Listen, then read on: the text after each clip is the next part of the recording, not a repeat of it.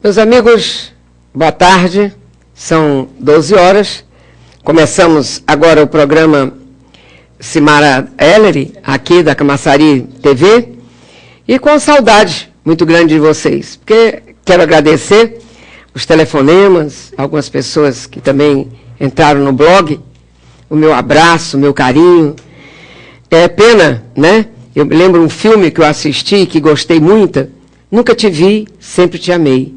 Então é o que eu digo para vocês, não estou lhe vendo, mas eu amo todos vocês.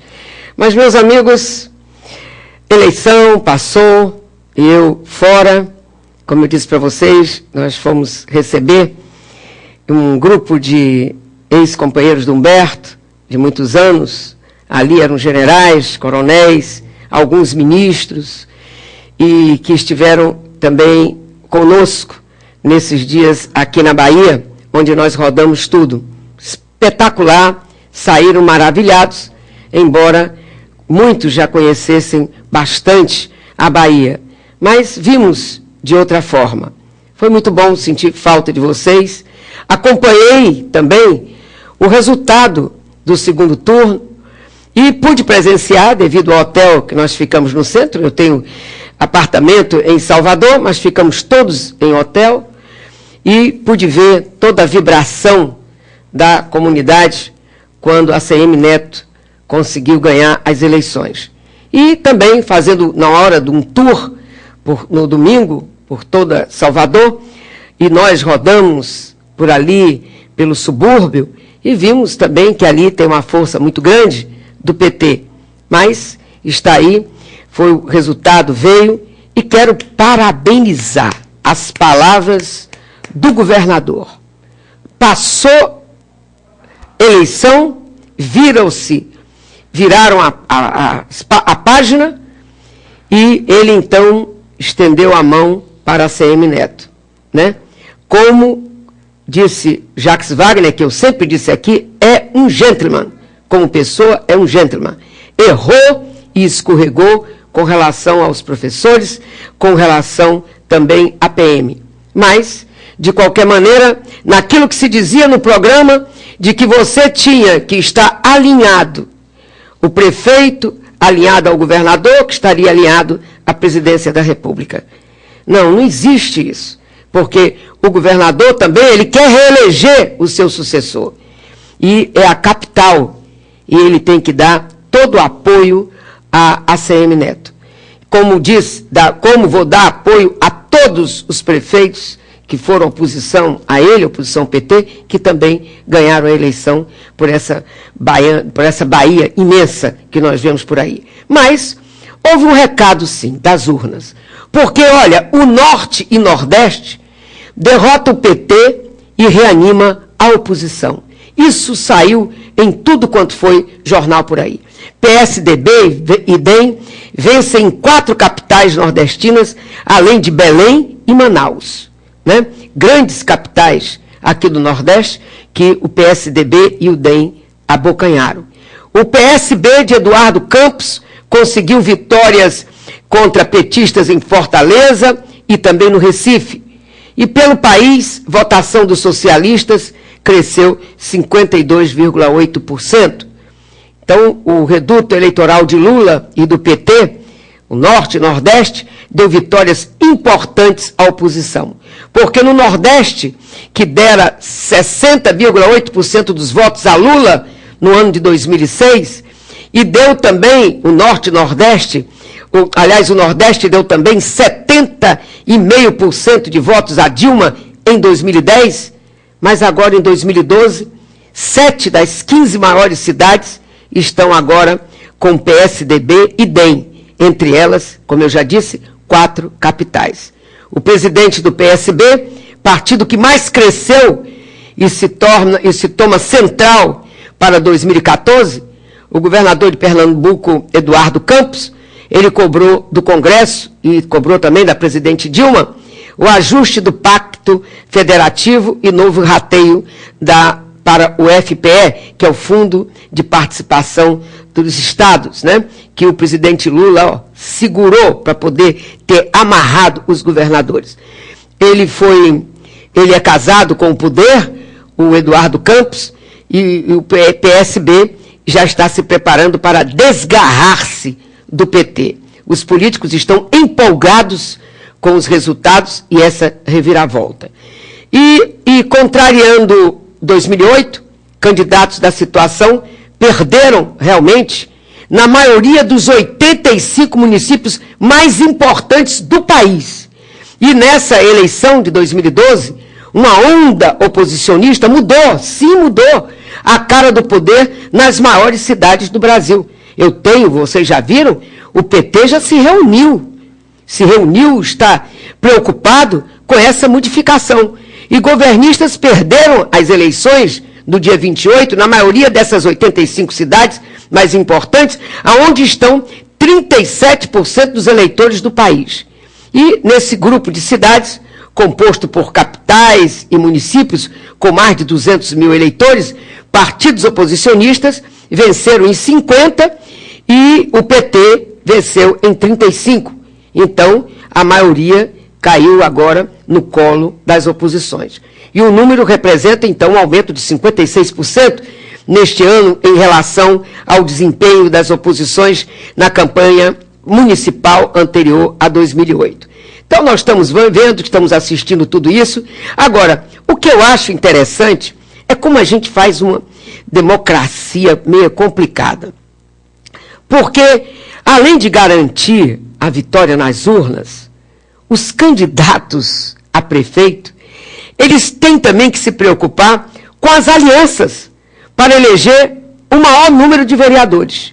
Assim, caso a vitória se confirme, fica mais fácil administrar a aprovação dos projetos do governo que já ficam garantidos no Legislativo. O que vemos nestas eleições é que a maior parte dos prefeitos eleitos estão em situação desconfortável. Porque muita gente diz assim, eu vou votar no meu candidato a prefeito. Qual é o partido do seu candidato a prefeito? Vamos dar um exemplo, é o DEM. Mas o meu vereador vai ser do PT. Então já acabou. Já está querendo, atar, dar um nó na vida ou na administração daquele prefeito. Então nós estamos vendo muito isso. E das 26 capitais, 26 por que não 27? Porque em Brasília não se escolhe prefeito. Brasília tem o governador. No Distrito Federal é diferente. Então, das 26 capitais, com eleições municipais, apenas 9 novos prefeitos terão apoio da maioria dos vereadores a partir de 2013. Então, de 26 prefeitos, só 9, aliás, apenas 7, terão o apoio da maioria na sua Câmara de Vereadores. E tem uma cidade que há empate, em outras duas há um equilíbrio, que pode ser que o prefeito, negociando, consiga ajustar-se, porém, em 16 municípios, os apoiadores do chefe do Executivo de 1º de janeiro em diante estão em minoria. Em Salvador, das 43 vagas na Câmara dos Vereadores, apenas 13 preenchidas por candidatos aliados ao prefeito eleito ACM Neto do DEM. Mas o ACM Neto diz que está comemorando, porque a soma dos partidos que apoiaram ACM Neto chega a 16 aliados de primeira hora.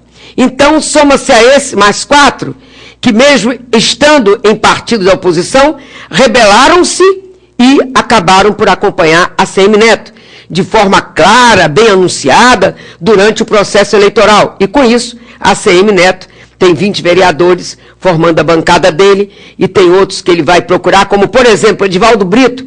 Edivaldo Brito, que está no PTB, ele já foi prefeito de Salvador, né? Na época que era até de Segurança Nacional. E ele disse, a ACM Neto disse, vou procurar construir uma relação de diálogo com a oposição. Eu não posso imaginar que um vereador como Edivaldo Brito, do PTB, vá se furtar em colaborar com a cidade de Salvador.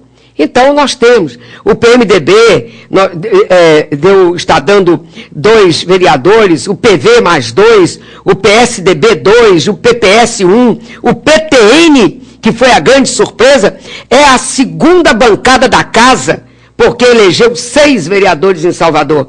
E isto é quem é que vai receber todas as loas, todos os elogios, é o João Carlos Bacelar, que é um deputado estadual do PTN, presidente do partido na Bahia, né, e que fez todo esse bom envolvimento. Agora, e teve aqueles rebeldes, né, que saíram do PP, que um ficou revoltado porque não recebeu apoio do PT e disse de alto bom som: eu não vou pedir voto para Nelson Peregrino.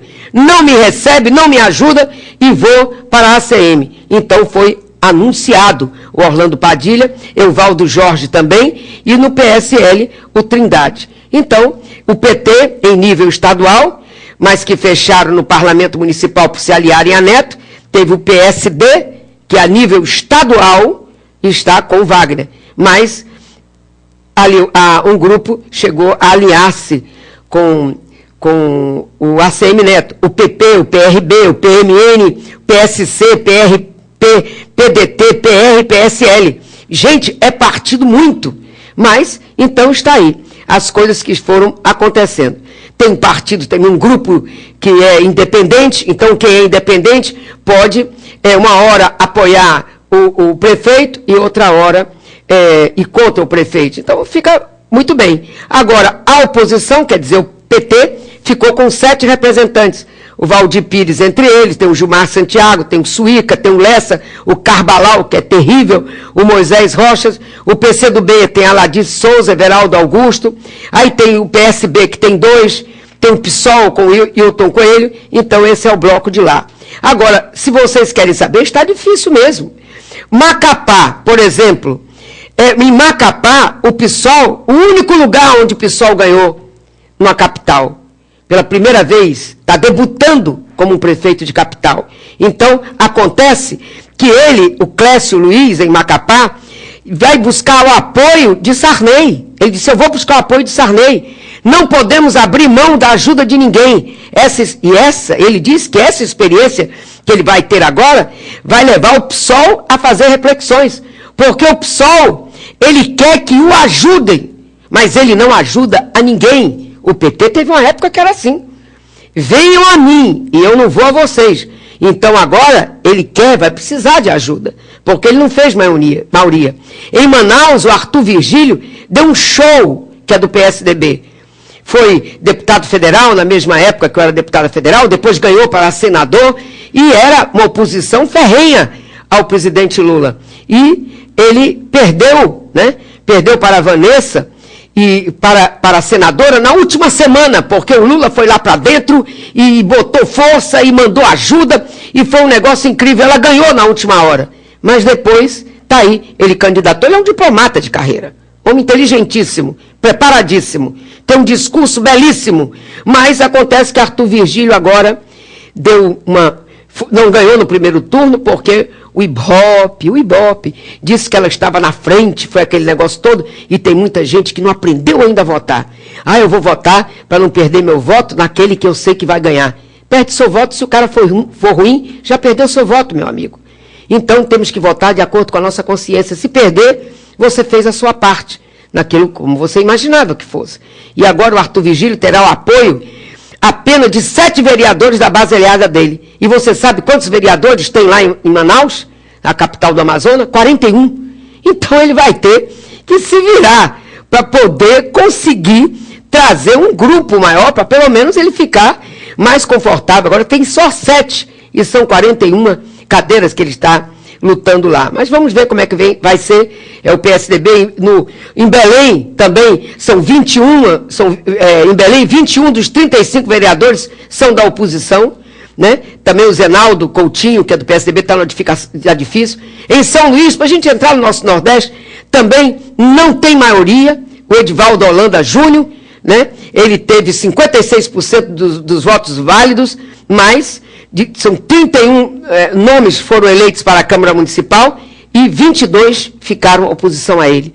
Em Teresina, a mesma coisa, 29 vereadores, e só tem, o prefeito só fica com 7, o Eufirmino, filho do PSDB.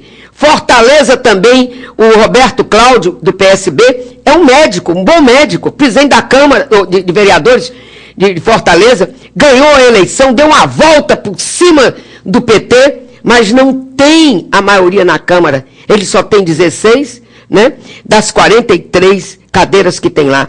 Em Natal, é terror também. De 7 vereadores eleitos são da situação e 22 são contra. Quer dizer,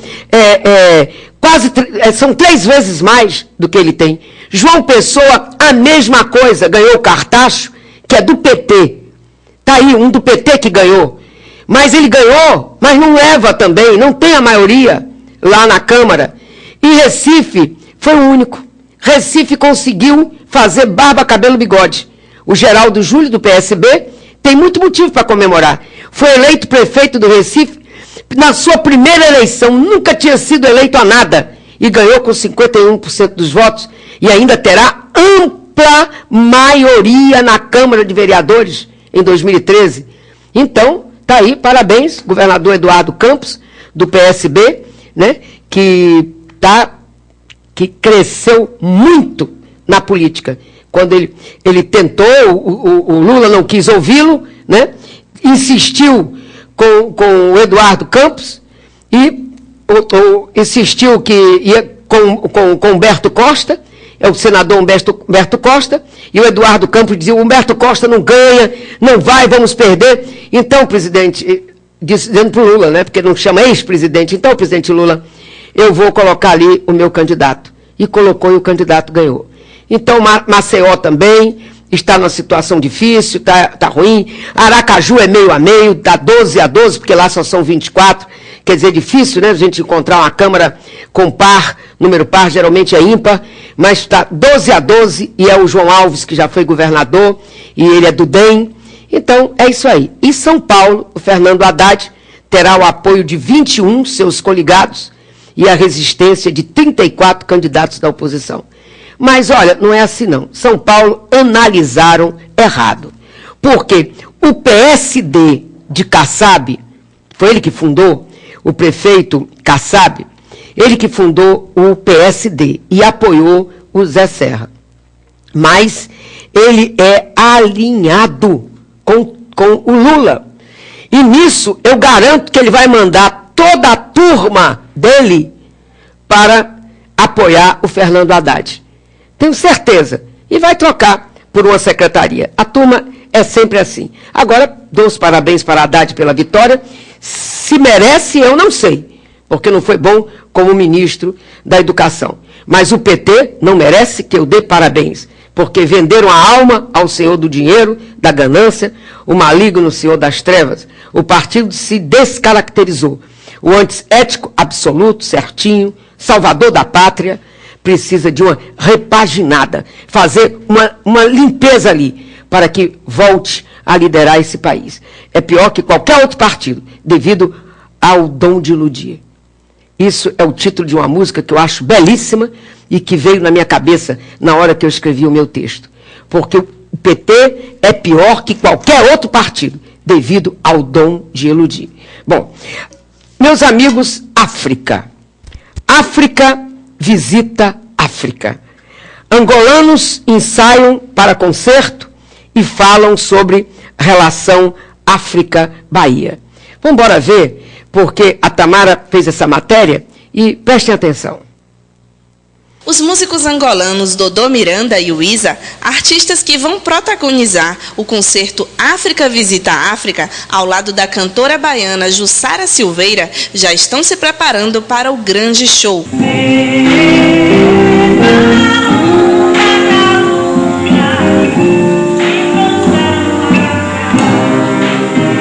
Que será realizado na noite desta quarta-feira, 31, às 19 horas, no Teatro da Cidade do Saber.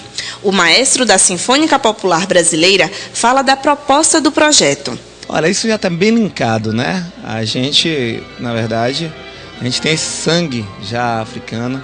Então, a África Visita a África é um projeto que, na verdade, aproxima cada vez mais do que já está perto, né? Porque a nossa linguagem, principalmente da sinfônica popular, né, que é uma sinfônica que tem esse diálogo de fazer a música, né, do mundo. Então eu acho que é uma maravilha essa nova aproximação, né? Esse novo diálogo é um espetáculo, é um grande concerto. O produtor cultural Sérgio Guerra, famoso pelas expressivas fotografias captadas em solo africano, também falou sobre a idealização do projeto. Isso é uma proposta que, na verdade, a gente já trabalha dentro dela há algum tempo, né? A gente vem há 15 anos que a gente está em Angola e a gente vem desenvolvendo um intercâmbio, principalmente na área da música, onde a gente já tem vários discos gravados lá, com produtores brasileiros e músicos brasileiros que vão a Angola e lá sentam e vão fazer um disco com os angolanos. Então é um intercâmbio. E essa relação com a Bahia é forte, né? Sim, sem dúvida. E é um momento agora, é um momento diferente, um momento de um intercâmbio muito profundo, né? E de qualidade, uma coisa que está essa nova África representada por esses dois grandes nomes da figura angolana, da música angolana, vem à Bahia encontrar essa velha música. Vamos ter a Jussara Silveira também cantando algumas coisas. E acho que vai ser um espetáculo muito bonito aqui, com muita força, eu acho. O Isa fala que receber o convite foi sinônimo de reconhecimento e conta qual é a principal relação da música baiana com a africana. É a primeira vez, mas acredito que vai ser bom. E é sempre cada vez maior, né? E lindo, porque não é um show habitual. É um show que tem acontecido de 10 em 10 anos, um pouco mais. Okay. Quando surgiu essa proposta, como é que você reagiu? Dei graças a Deus. É o que tem se feito quando alguma coisa surge tão importante na nossa vida. Okay. Para você é um reconhecimento do seu trabalho, isso? Não só do meu trabalho, como da música angolana e africana e de todos nós. A Bahia é a África é a Bahia. Então estamos aqui para dar um contributo à cultura da Bahia e à cultura da África. Okay. E no caso para você, qual é a maior relação entre a África e a Bahia, você como angolano? Acho que a maior relação é a cultural, é nos encontrarmos nos momentos festivos, exaltando sempre a cultura dos dois povos. Então fica aí, quem quiser conferir o som do Isa. Você pode dar uma palhinha pra gente de uma música? Você canta no ritmo, no caso, estilo gospel, né? Não, gospel do Dodô, eu sou mais que lapanga. Laçamos now, laçamos now, somewhere. Laçamos now, laçamos now, somewhere. Então fiquem aí na curiosidade, às 19 horas, dia 31, no Teatro da Cidade do Saber. Dodô Miranda canta o estilo gospel e fala da semelhança com o gospel brasileiro. No gospel angolano, o gospel africano é realmente o espelho da nossa convivência, nossa vida, nos nossos idiomas e com muita africanidade. Quando falo da africanidade, tanto falo das nossas emoções, o nosso sentimento, a nossa forma de estar. Isso também no caso, destaca em relação ao ritmo mais animado, né? Com certeza. E mesmo as nossas baladas, a nossa maneira, também tem um gosto diferente. O Dodô, ele já tem inúmeros discos gravados, mas é a primeira vez que toca com a Orquestra Sinfônica Brasileira, Dodô? A Orquestra Sinfônica Brasileira é realmente a primeira vez. E é uma grande alegria compartilhar esta grande experiência. O Isa mostrou um pouquinho do som dele. Você pode mostrar pra gente também? Claro, com certeza. Na minyoko na mulimo na mpasi na ngai yawe na beleli onkolo na ngai kitayo salela ngai. Os ingressos estarão disponíveis no dia do evento a partir das 14 horas na bilheteria do teatro e podem ser adquiridos pelo preço popular de R$1.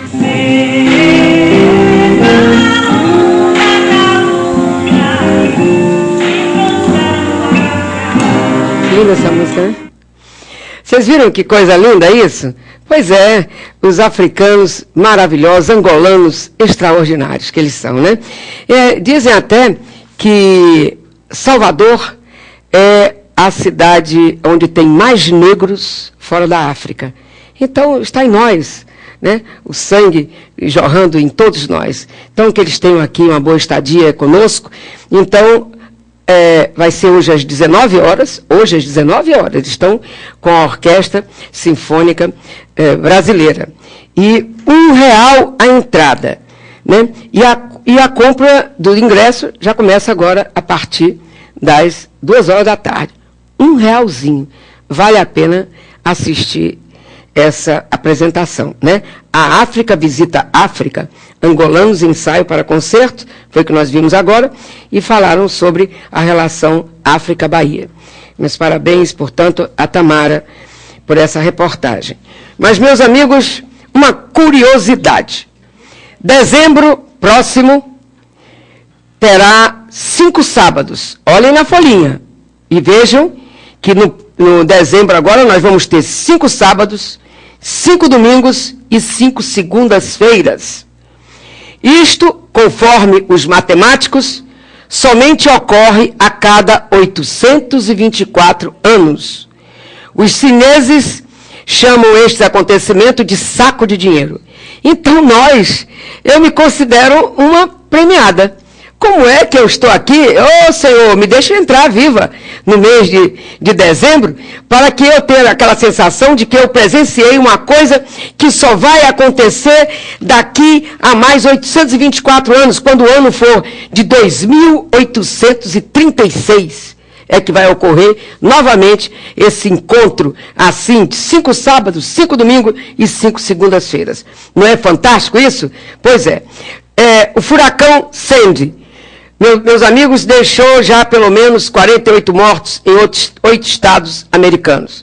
O número de pessoas mortas nos Estados Unidos, em decorrência da passagem do ciclone pós-tropical Sandy, ou como eles chamam Sandy, pelo país, já chega a 48 na noite desta terça-feira.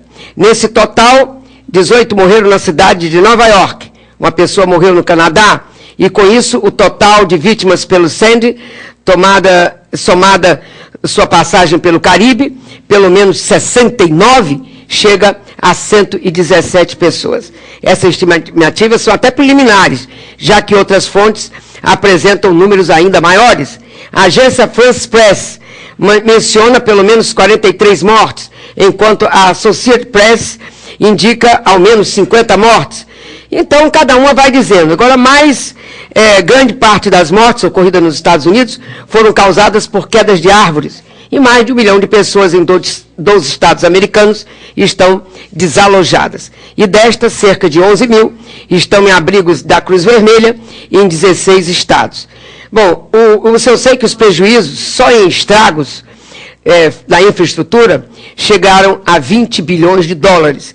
E prejuízos econômicos atingem 30 bilhões de dólares. Então, meus amigos, o presidente Obama está indo a Nova Jersey, que foi lá que entrou o furacão, por ali que entrou o furacão, mas o outro candidato a presidente da República, né, o Minke, ele disse que ele está arrecadando um dinheiro para poder mandar. Então, cada qual vai correr nessa hora para fazer o seu trabalho. Nós temos outra reportagem, na Cidade do Saber, que cedia encontro regional com gemas. Eu pergunto, Tamara, encontro regional com gemas? O que é isso? Foi iniciado nesta quarta-feira, na Cidade do Saber, o encontro regional do Colegiado Nacional de Gestores Municipais de Assistência Social, o CONGEMAS. O evento reúne gestores dos 9 estados que compõem a região Nordeste do Brasil. Apresentações culturais, como a capoeira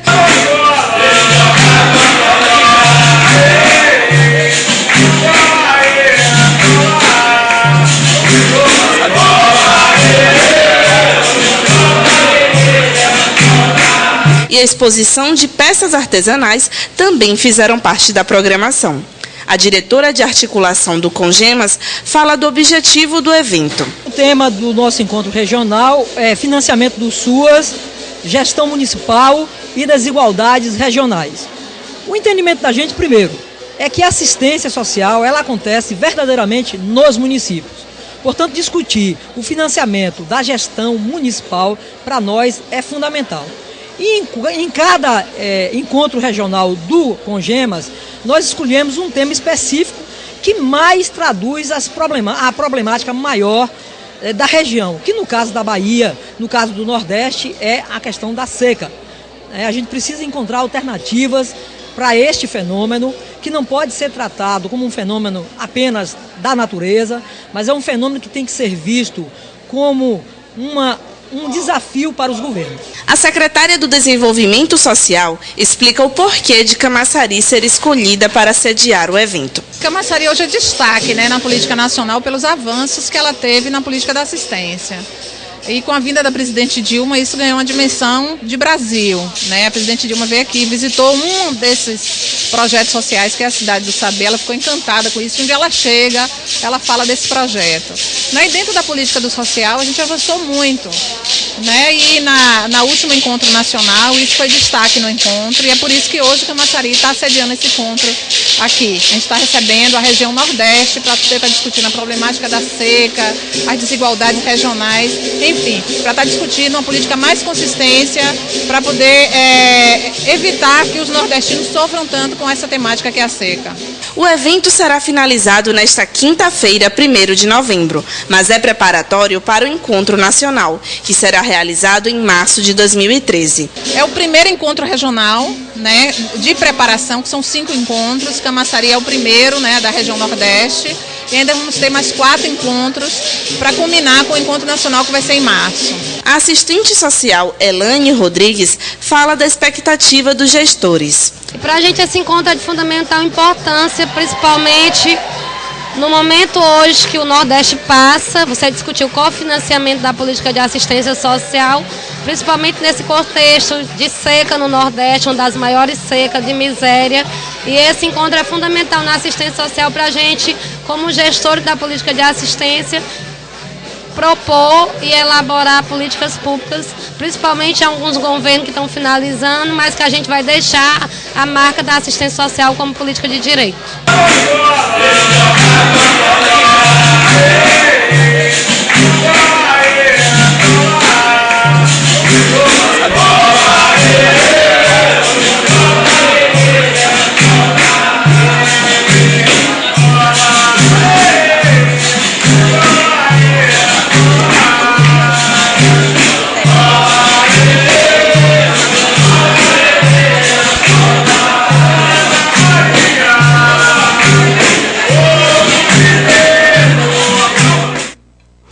Muito bem. Meus amigos, olha, vocês têm notado que nós estamos fazendo, todas depois de 12h30, nós temos feito entrevistas com aqueles políticos que se elegeram e outros até que não conseguiram a sua eleição.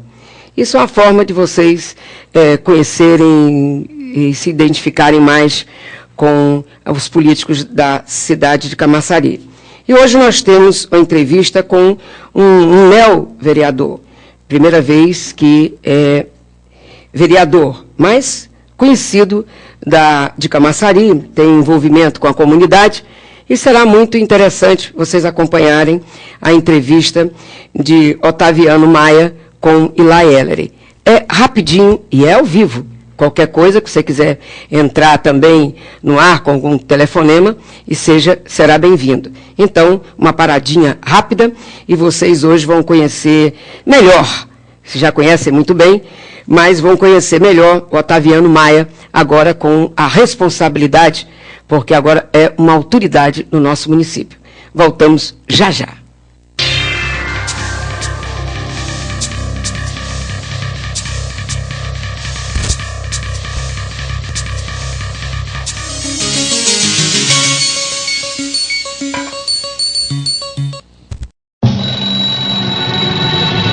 É sempre hora de reunir os vizinhos e cuidar da sua rua.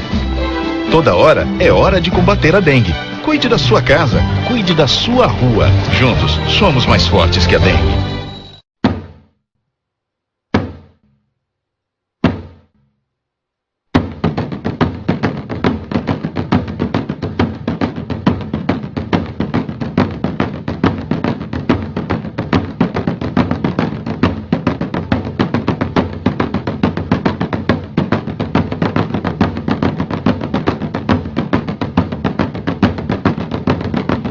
A pior violência é a que amarra a sua cidadania. Boa tarde, Camaçari. Quarta-feira, hoje vocês tiveram o prazer do retorno de Simara, que começou aqui com força total. Deu para perceber um pouquinho, ela ainda um pouquinho abatida de saúde, mas fez questão, em função dos telefonemas, dos e-mails de vocês, em estar presente aqui e retomar as atividades aqui com você no programa Simara Ellery. Hoje, ao meu lado, eu estou com o Otaviano Maia, que é um jovem vereador da cidade de Camaçari, começando a vida agora no Legislativo, e ele vem explicar para a gente os projetos, explicar situações políticas, posicionamentos, porque ele é um jovem atuante, né? Desde os 17 anos, Otaviano, que você já está envolvido com questões políticas, ou mais cedo? Bom, primeiro, boa tarde, audiência da Camaçari TV. É mais cedo, na verdade, né? Eu costumo brincar que enquanto os meus contemporâneos iam assistir TV Colosso, eu ia para a porta de fábrica fazer greve. Desde muito cedo, a Luísa Maia motivou a gente a ter esse contato com a câmera política. de lá. Essa daqui. É de lá. Desculpa. Maria de primeira viagem. Uhum. Mas o fato é que a gente tem uma história muito forte dentro da política, de participação, dentro dos partidos da cidade, da própria movimentação. Eu fui militante estudantil também desde muito jovem, e aí começa a história, na verdade, aos 16 anos. Né? Fui secretário da Juventude Petista, participei dessas movimentações, participei de algumas atividades aqui em Camaçari, algumas lutas de estudantil também, como o caso do Colégio Cidade Camaçari, que o pessoal costumava chamar o colégio de Escola da Barbie. Era uma estrutura montada no Polivalente, para atender alunos do ensino médio, primeiro, segundo, terceiro ano. E aí a gente fez um trabalho, fizemos algumas paralisações, algumas movimentações que culminou, que dividiram Mascarenhas, e hoje o Cidade de Camaçari é uma escola consolidada, de fato, na cidade.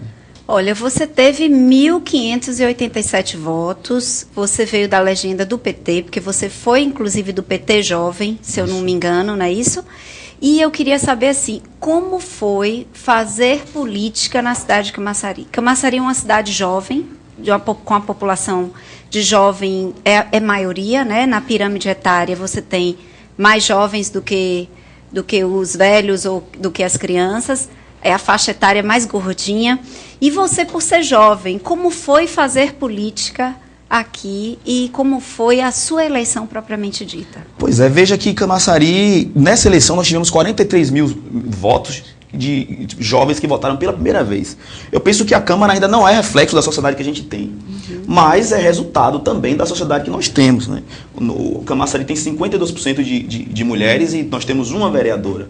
Camaçari tem 40% de pessoas entre de 16 a 28 anos. E nós temos um vereador jovem, né, que foi o segundo eleito na história da Câmara. O primeiro foi Irã Ferreira e agora Otaviano Maia. Então, assim, a gente tem alguns tabus que a gente precisa quebrar com o tempo. Né? Nossa eleição, as pessoas viram que o perfil do eleitor mudou muito. O governo Lula foi um governo que diferenciou muito o perfil do eleitorado brasileiro, porque hoje as pessoas têm TV a cabo dentro de casa, porque hoje as pessoas comem melhor, porque hoje as pessoas viajam mais, porque as pessoas hoje têm internet, podem comprar computador para acessar a web, e tudo isso mudou o perfil do eleitor, que está mais fiscal, está mais presente, está cobrando mais. Então, assim, a renovação foi o resultado disso, dessa sociedade nova, que as pessoas estão se acostumando. Então, o que é que a gente sabe? Que é preciso agora, estamos chegando na era do voto construído, sabe, o perfil antigo de se fazer política, de compra de voto, essas coisas não funcionam mais. Eu acho importante, né?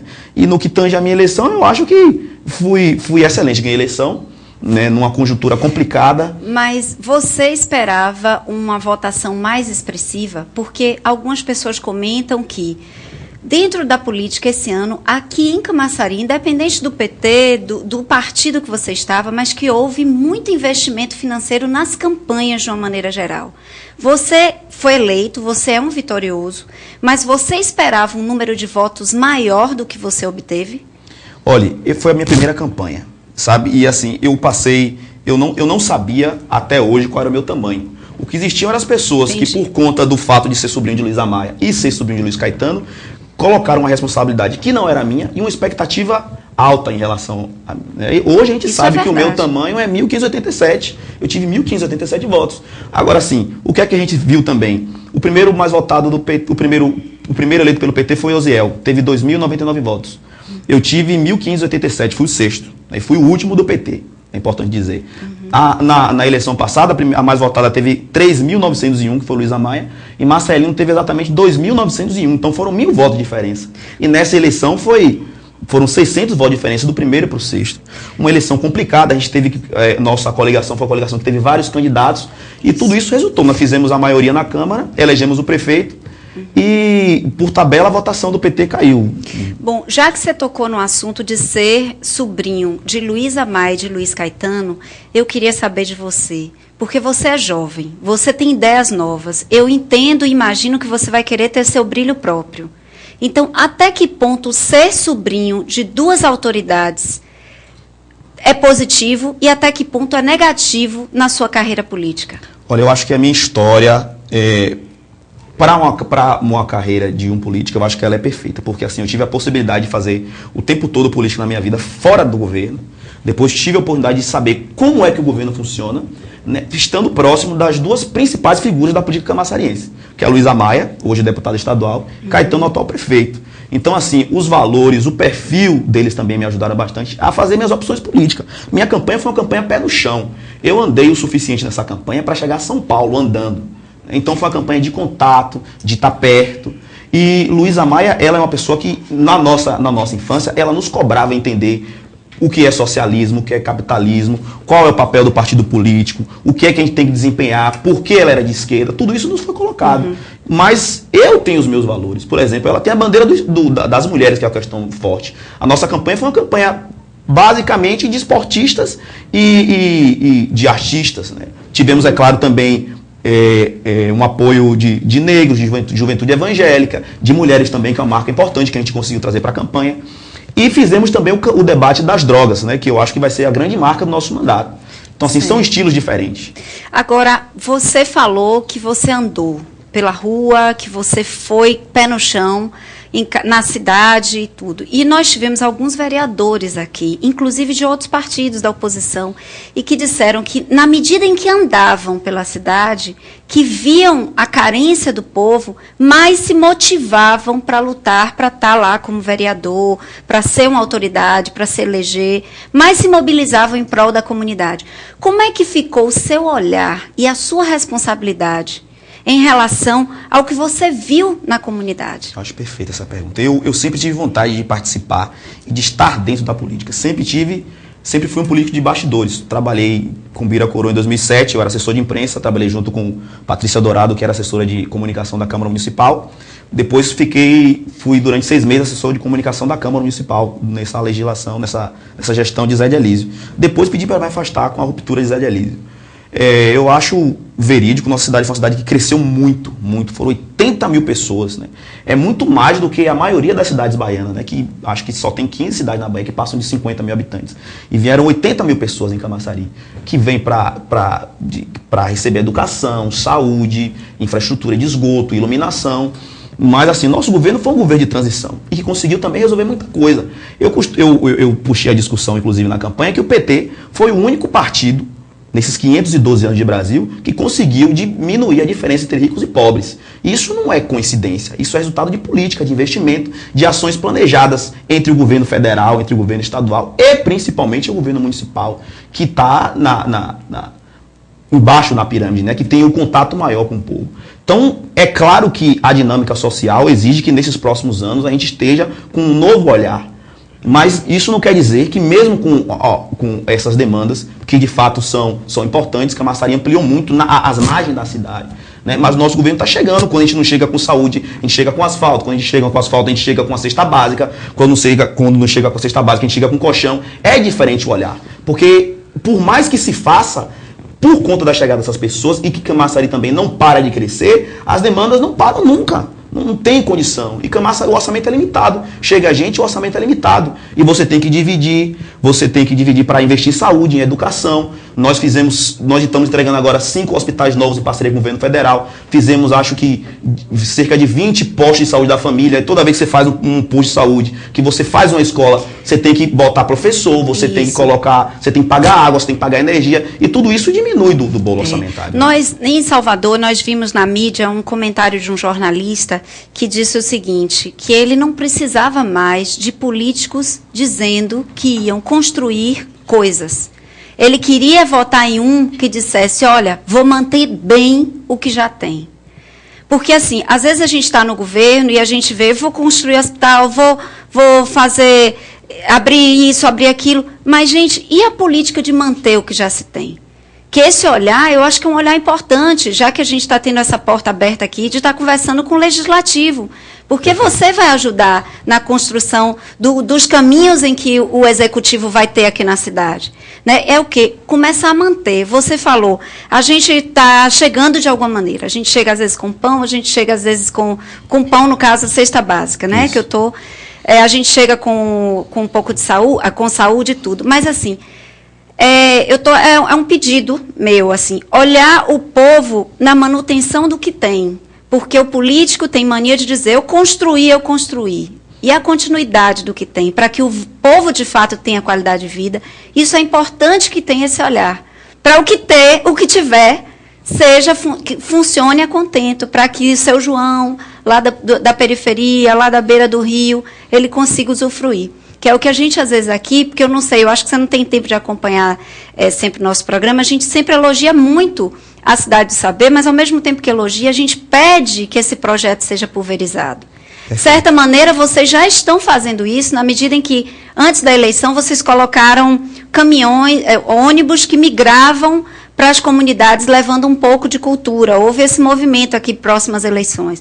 Então, é um pedido meu até aqui no programa, né? Que você leve essas propostas para que a cidade realmente vá tomando corpo de crescer de forma sustentável. E não só criar novos postos, né? Agora, eu queria saber de você o seguinte, qual o seu projeto? Você falou que vai lutar contra as drogas e você é um rapaz jovem, a gente precisa de um olhar especial para o esporte, né? Porque as coisas estão entrelaçadas, né? O esporte, drogas, com educação, as coisas estão juntas. Eu queria saber de você, qual o seu projeto? O que você pensa assim, vou sentar ali e vou pedir isso, vou lutar por isso? Pois é, antes de fazer essa pergunta, de responder sua pergunta, eu queria, na verdade, fazer referência à sua primeira afirmação.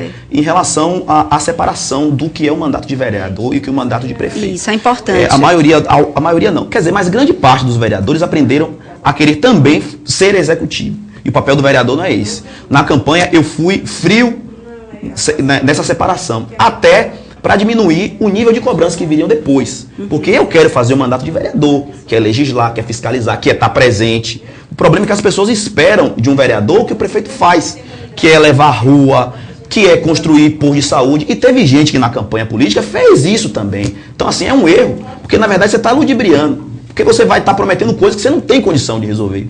E assim, isso se paga um preço por essa opção. Você vê que a Câmara, só de 13 ficaram 6. Foi uma renovação de 60%. Foi 50% de renovação, como com já os tinha novos, a Carmen, ficaram também 60%, que não saiu, o Zé de Alísio e mais o Kleber Alves. Então, assim, as pessoas preferiram votar nessa eleição em pessoas que estão mais próximas dela, né? A gente chama de eleição setorizada. Certo. Mas sabe o que eu acredito? Eu acredito assim, as pessoas sabem que o vereador tem um contato próximo com o prefeito. Por isso que a gente cobra de vocês o que deveria estar cobrando ao prefeito. Eu acho importantíssimo você fazer essa distinção, o que é executivo e o que é legislativo, e até onde você pode ir. Mas, assim, a gente sabe que o legislativo, ele está ao lado do prefeito e ele pode sim estar lá, minha rua. Justo. Eu quero o esporte, a comunidade está me ligando, está me pressionando, porque tal quadra não foi reformada. Isso que a gente... As pessoas se acostumaram também a não cobrar nesse nível. Os políticos chegam, ganharam a eleição fazendo as promessas, comprando voto, aí depois somem. Passam 4 anos lá internados nos seus gabinetes, não tem alimento para o parlamento, né? Por que estão afastados das pessoas? Eu quero fazer a contramão da história. Meu mandato vai ser um mandato participativo. Eu assumi o compromisso de, inclusive, ter uma semana de cada mês para estar nas comunidades, visitando, fazendo assembleias, para ter o que defender. Isso vai ser de grande valia, porque você não precisa dizer que vai fazer, mas você pode organizar as pessoas para ir lá e cobrar do prefeito. É uma outra coisa. Isso é outra coisa. O meu mandato é um mandato que tem esse perfil. A gente quer organizar parcerias entre o Poder Executivo, entre a iniciativa privada, entre as associações de bairro, para levar um pouco mais de arte e de cultura para a escola. Eu falei, inclusive, durante a campanha, reconhecendo o tamanho da importância do projeto da Cidade do Saber. Só que ele é central demais. O próprio Caetano reconheceu isso e a ADEMAR também assumiu o compromisso de levar isso através de núcleos para as periferias, porque infelizmente tem gente que não tem condição de pegar um transporte para ir para o centro. A gente precisa ter essa sensibilidade. O que é que a gente quer fazer também, no que você falou, que as pessoas querem também que mantenha o que já conquistou. A gente quer manter e quer ampliar. Eu, por exemplo, fiz na parte do que já conquistamos. A gente melhorou a infraestrutura do transporte. O transporte de Camaçari hoje é melhor porque é novo.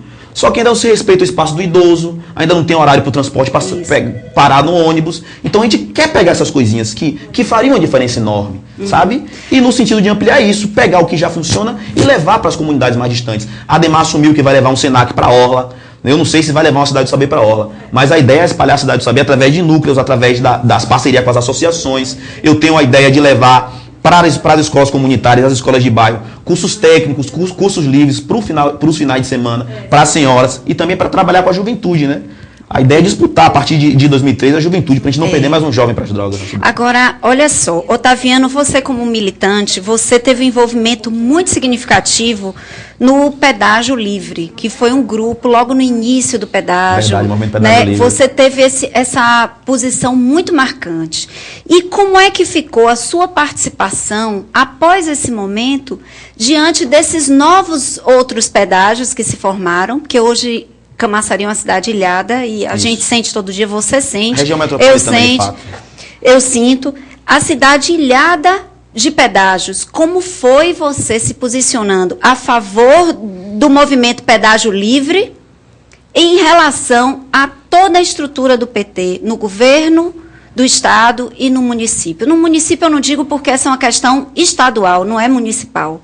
Mas assim, você se manteve ainda lutando firmemente para libertar a cidade dessa situação de pedágio. Como foi sua participação a partir daí? Então, contra a gente sempre porque por quem é que quer tirar? A gente já paga tanto imposto, quem é que quer tirar mais?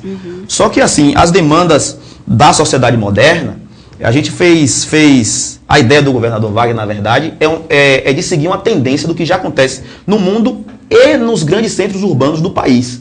Por quê? Porque o Estado não tem mais condição de tomar conta dessa dinâmica.